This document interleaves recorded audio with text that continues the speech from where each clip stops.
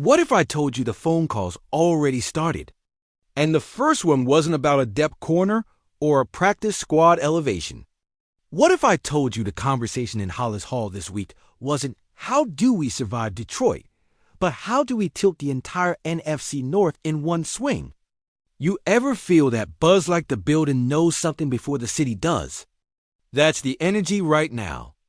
And no, I'm not going to say the name yet. Not on the first snap. Breathe.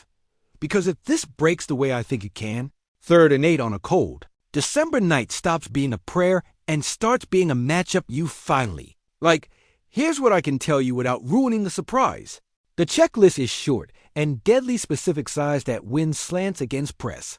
A catch radius that erases imperfect balls. And a temper to bully safeties on day 2 of a back-to-back. Because the Bears do not need another nice piece. They need an answer. They need the player defense's game plan on Tuesday and still can't suffocate on Sunday. You connect the dots. The staff has been honest about needing more red zone bite, more third down certainty, more throw it even when he's not open. That's not a scheme tweak. That's a personnel truth. Before we dive, pause with me for 10 seconds.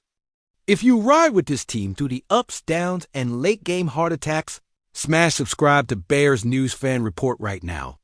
Drop a like so this video hits more diehards. And tell me in the comments what you think the move is position, price, and who you'd send back. I'll pin the best cap-savvy plan we see. Got back to the hunt.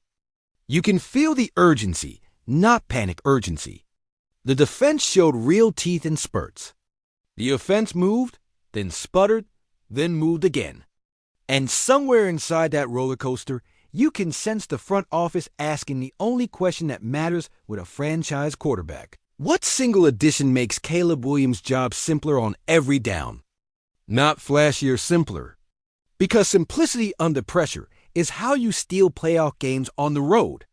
And right now, Chicago has the bones. A quarterback who extends and rips, a feature wideout who draws gravity, backs who run hard even when the box is heavy. What's missing is that bully ball, chain-moving answer when the coverage wins the whiteboard. You know it. They know it. Look for the tells. Personnel grouping shifting to isolate backside X. Condensed splits to threaten the glance. Extra emphasis on boundary fades and high red. That isn't random. That looks like a staff rehearsing a future that includes a true alpha on the boundary and a quarterback coach to trust it. You don't change the call sheet for a rumor. You change it because there's a road you think you can drive soon. Here's my promise for the rest of this breakdown. I'll give you the schematic fit, the locker room calculus, the cap math that makes it feasible midseason, and the timeline that matters. I'll also give you the counter-arguments cost in picks, risk in culture, opportunity cost in the trenches, and I'll put my name on a yes-no at the end. But if you're still here, you've earned the reveal. The name is T. Higgins. Say it out loud and feel your shoulders drop a little. That's the even when he's covered, he's open guy. That's the third down slant merchant. That's the boundary hammer who turns a 50-50 ball into 60-40 because his frame, leverage, and late hands win in traffic. Imagine him opposite DJ Moore. One wins with twitch and leverage, the other with mass and frame. Both punish soft boxes after the catch.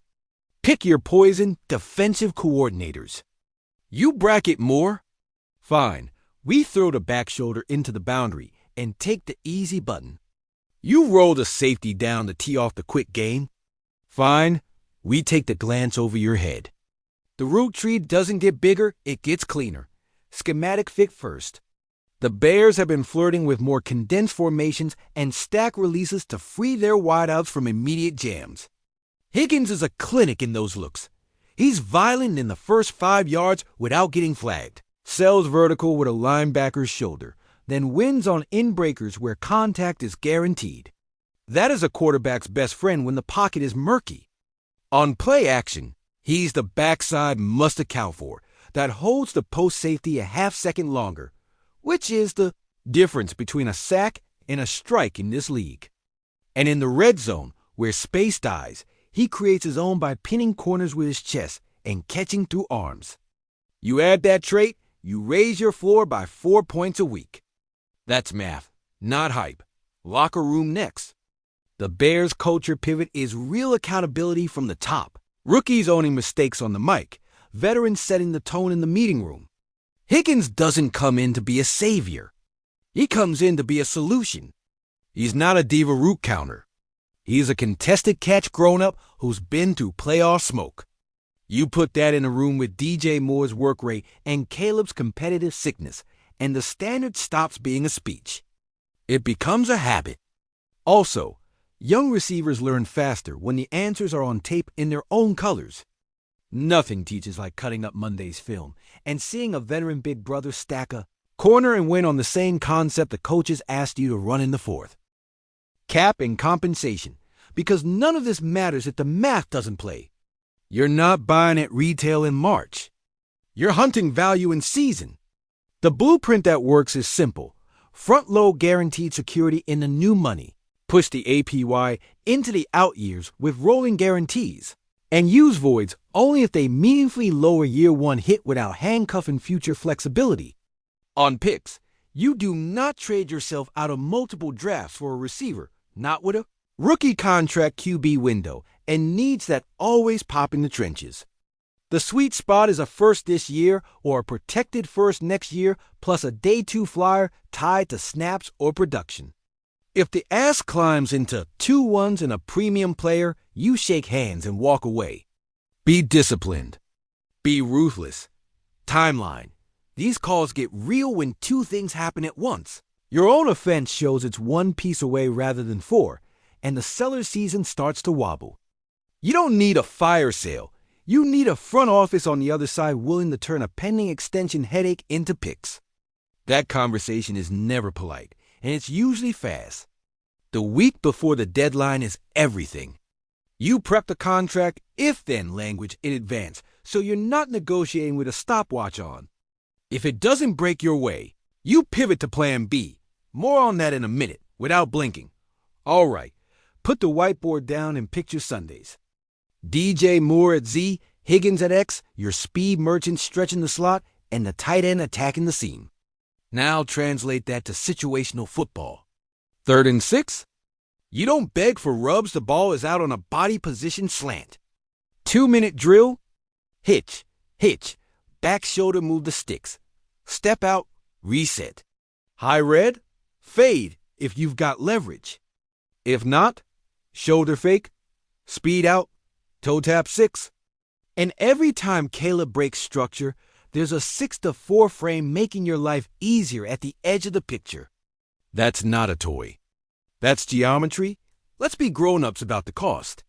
You can absolutely argue that the premium swing should be an edge rusher who changes 3rd and long, not a wideout who changes 3rd and medium. I hear that. Pass rush is the cheat code. But the market for true game records midseason is brutal, and the price is often nuclear. The second best reality is to become a team that never lives in 3rd and long because your early down throws to a bully X make life easy. Defense plays with a lead. Take the ball, score, rush the passer. Football is simple when you can bully people. Mid-road check. If you're still with me, you're family. Hit subscribe to Bears News Fan Report so you don't miss the Cap Mechanics deep dive I'll post tomorrow. And in the comments, tell me your hard walk-away price. First rounder only? First plus conditional 3rd? Or no way?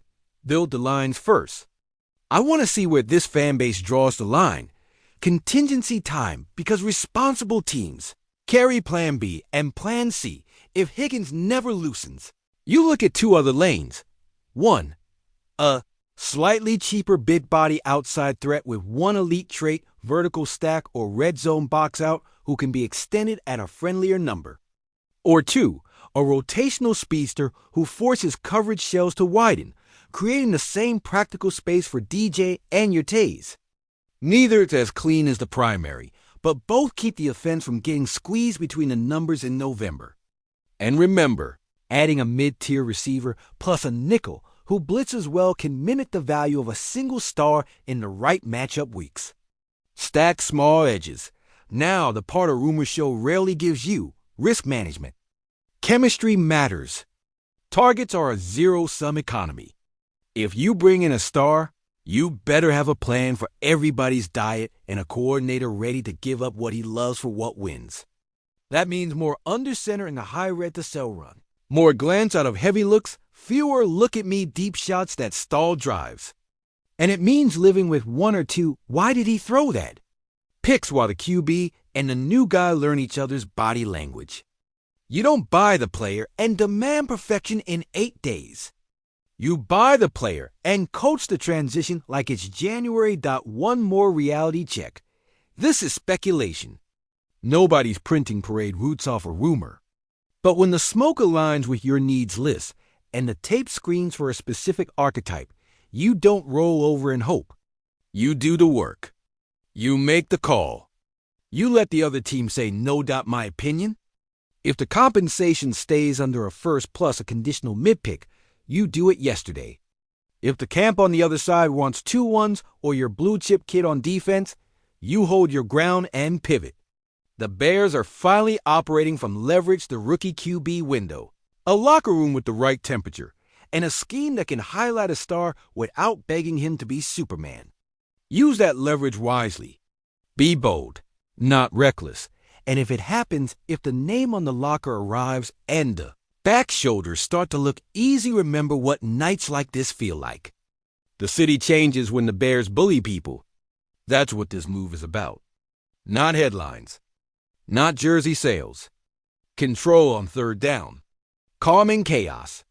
Points in the red dot if it doesn't happen. We're still here. We'll diagram the counterpunches that turn this offense into a November problem anyway. More under center. Heavier play action. Motion to free DJ, and a few wrinkles that weaponize your backs on early downs. The path exists with or without the swing, but if the swing is there, you take it. You're watching Bears News Fan Report. If you felt that buzz tonight, subscribe, like, and drop your trade package below. I'll be live after practice with updates and your best proposals on screen. Bear down.